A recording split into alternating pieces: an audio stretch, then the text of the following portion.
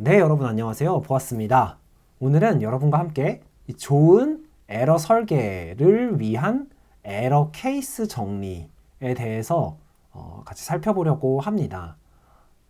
좋은 에러 설계와 갑자기 에러 케이스 정리? 이게 무슨 연관이 있지? 라고 생각하시는 분들이 있을 수 있어요. 그래서 우리가 지금 살펴보고 있는 이 좋은 에러 설계에서 이 설계라는 단어요. 여기에서의 설계의 의미를 좀 먼저 살펴봐야 하는데요. 공통된 것들을 좀 묶어서 처리하기 위해서 필요한 거죠. 그리고 이걸 왜 결국 묶냐? 변화에 유연하게 대응하려고. 이런 목적이 여기 좋은 에러 설계라는 이 단어의 이 설계라는 단어에 포함이 된 거죠. 설계의 목적은 이 두 가지인 거예요. 그렇기 때문에 공통된 것들 묶어서 처리를 하려면 일단 도대체 어떤 것들이 있어야 되는지, 어떤 것들이 있는지 알아야겠죠. 어떤 에러들이 있는지. 그렇기 때문에 에러 케이스를 정리를 하는 거예요. 에러 케이스를 정리하려면 그렇죠. 무엇이 에러인지 먼저 알아야겠죠.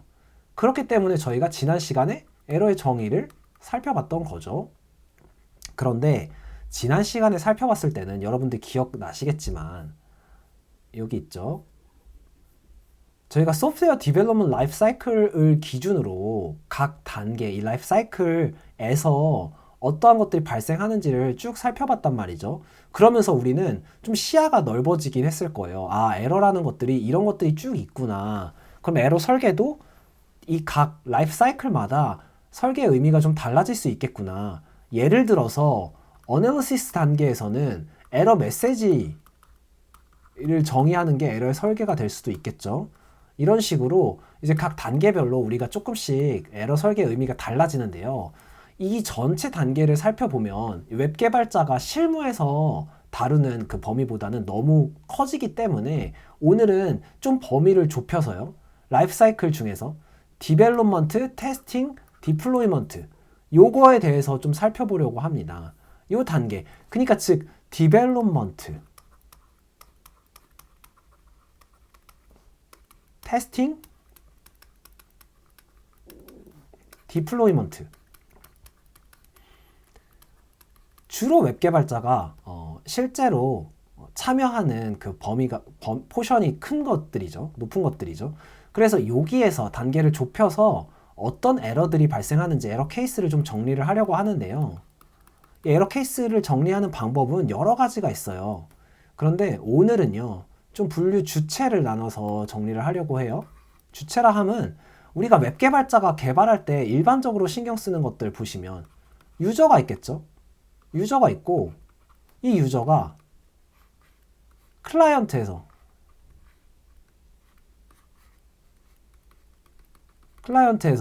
요청을 하겠죠. 요청을 하겠죠. 그러면 이제 서버로 가겠죠, 요청이. 그래서 응답을 하고 이 클라이언트가 다시 유저에게로 보여주는 이런 형태가 될 거예요. 그렇기 때문에 이 유저, 클라이언트, 서버 이 각각의 주체를 기준으로 에러 케이스를 좀 정리를 해보려고 해요. 그러면은 이 디플로이먼트, 테스팅, 디벨롭먼트, 테스팅, 디플로이먼트 이 각 라이프 사이클에서 우리가 웹 개발자로서 주로 만나는 에러들이 무엇이 있는지 종류가 좀 정리가 되겠죠?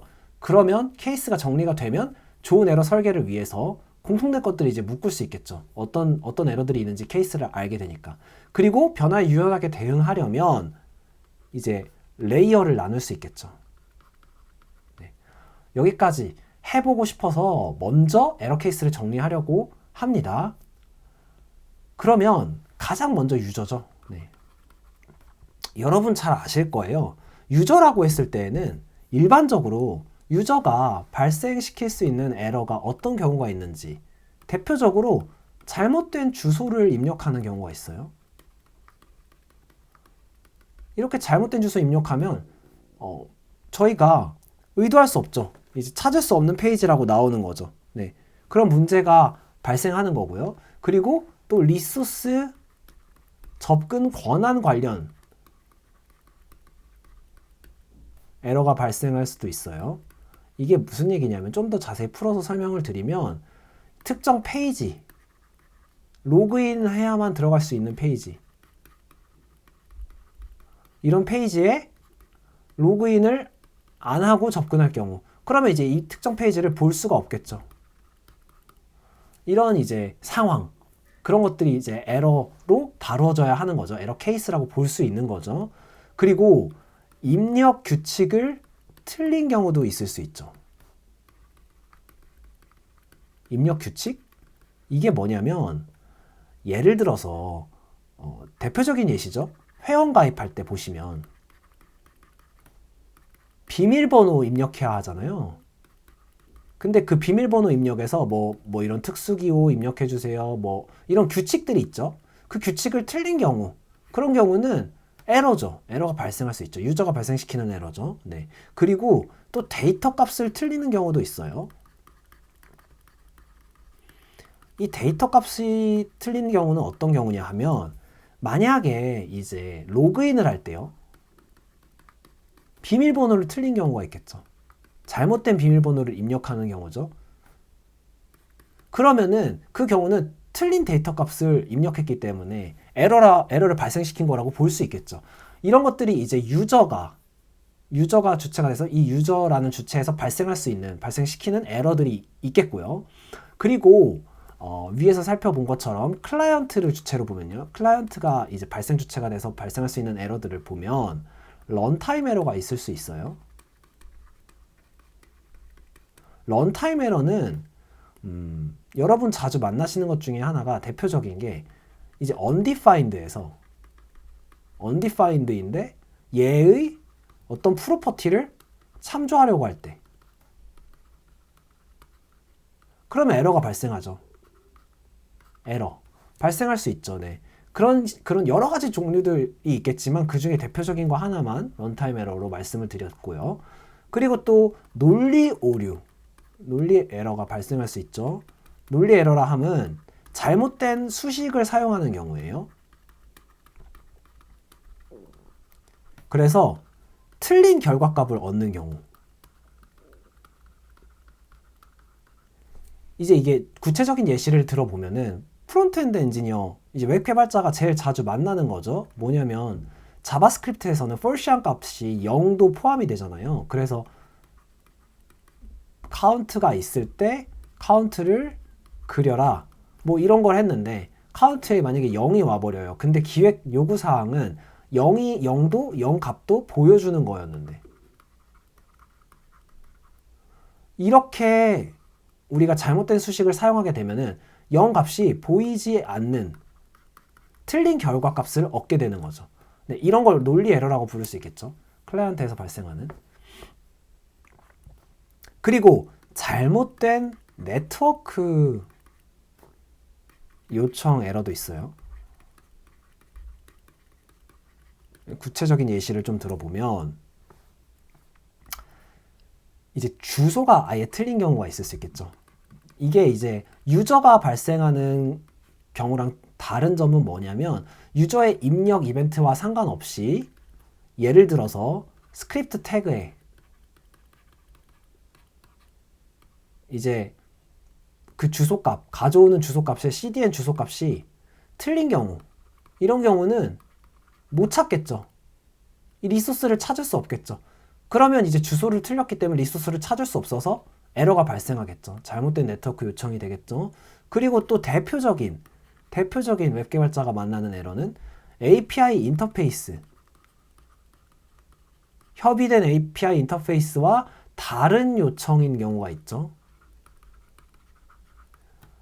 이게 구체적으로는 엔드포인트가 틀릴 수도 있고요.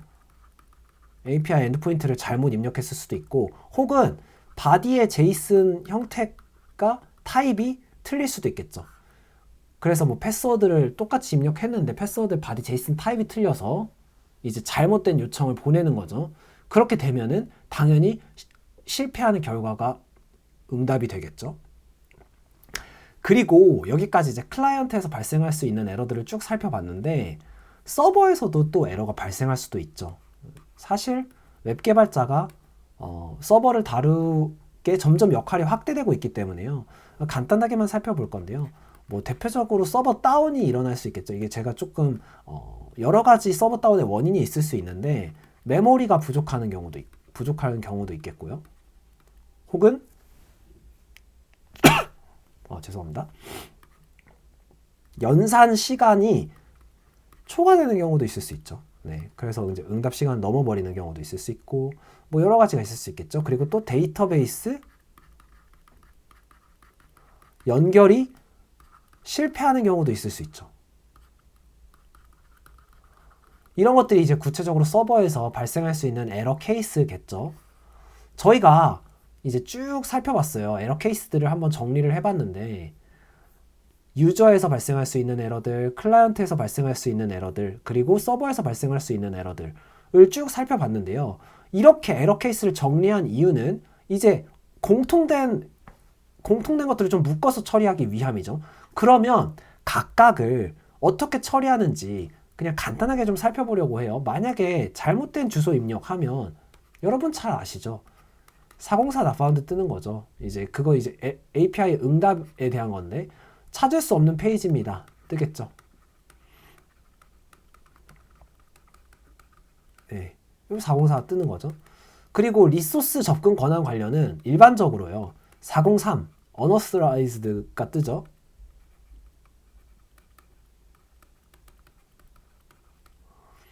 이게 이제 API에 대한 응답을 제가 지금 HTTP 스테이터스 코드로 설명을 드리고 있는 거죠.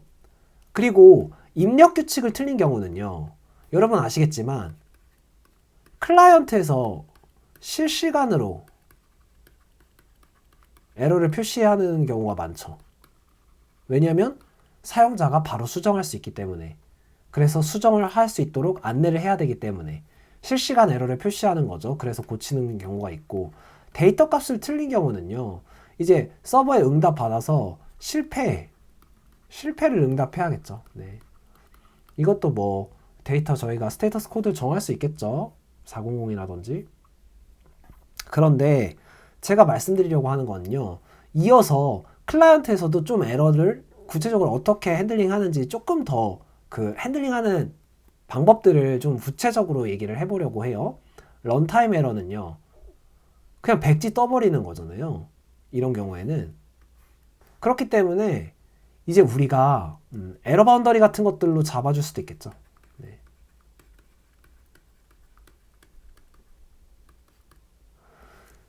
그리고 논리 에러 같은 경우는요. 여러분 아시겠지만 이거는 버그인 거죠. 버그여서 그냥 코드를 수정해야 되는 거죠. 코드를 수정해야 되는 거예요. 네. 그리고 잘못된 네트워크 요청이다.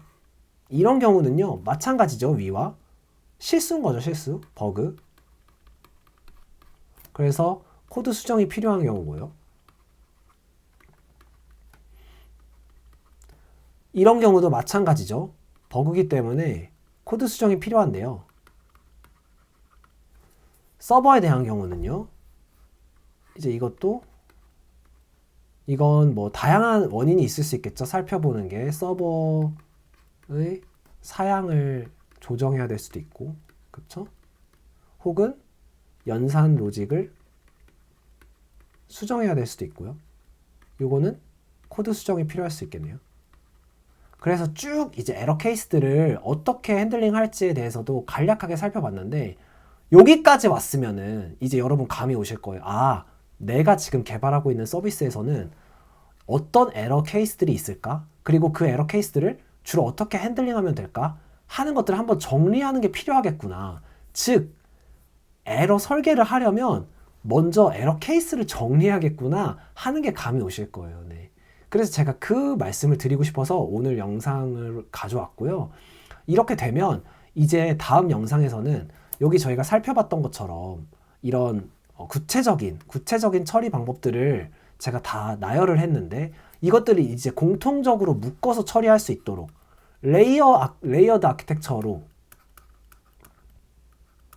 예를 들면은 네트워크 레이어에서 이런 API 오류들을 처리할 수 있겠죠. API 에러들을 처리할 수 있고 클라이언트 쪽에서 발생하는 거는 또 다른 레이어에서 처리를 해야겠죠. 이 에러들을. 이런 식으로 이제 변화에 유연하게 대응할 수 있도록 공통된 것들을 묶어서 처리하는데, 묶어서 레이어를 만들어서 처리할 수 있도록 설계를 할 수 있게 되는 거예요. 먼저 에러 케이스를 정리를 해야지만이. 네, 그래서 제가 오늘 이 영상 가져왔고요. 여러분도 지금 개발하고 계시는 서비스에서 에러 설계를 하려면 우선 어떤 에러들이 발생할 수 있을까? 그 케이스를 먼저 정리해 보시는 걸 추천을 드릴게요. 네, 그러면 오늘 함께 공부해 주셔서 너무 감사드리고요. 그럼 안녕.